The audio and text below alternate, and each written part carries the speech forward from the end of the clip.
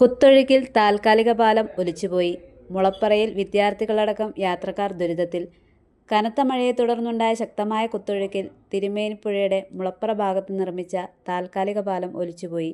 ഇതോടെ സ്കൂൾ വിദ്യാർത്ഥികൾ ഉൾപ്പെടെയുള്ള പ്രദേശവാസികളുടെ യാത്ര പൂർണ്ണമായി തടസ്സപ്പെട്ടു.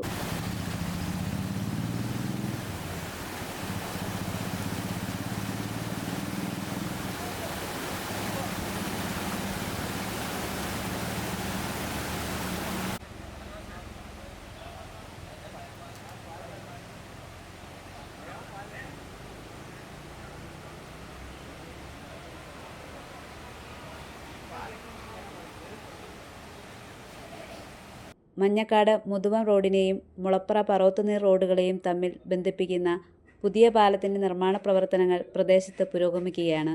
ഒരാഴ്ച മുൻപാണ് പുതിയ പാലത്തിൻ്റെ പ്രധാന വാർപ്പ് കഴിഞ്ഞത്. എന്നാൽ കനത്ത മഴയിൽ മലവെള്ളപ്പാച്ചിലുണ്ടായതോടെ പുഴയിലൂടെ വലിയ മരങ്ങളും മറ്റവശിഷ്ടങ്ങളും കുത്തിയൊലിച്ച് വന്ന് നിർമ്മാണത്തിലിരിക്കുന്ന പാലത്തിൻ്റെ തൂണുകളിലും അടിത്തറയിലും തങ്ങി നിൽക്കുകയായിരുന്നു.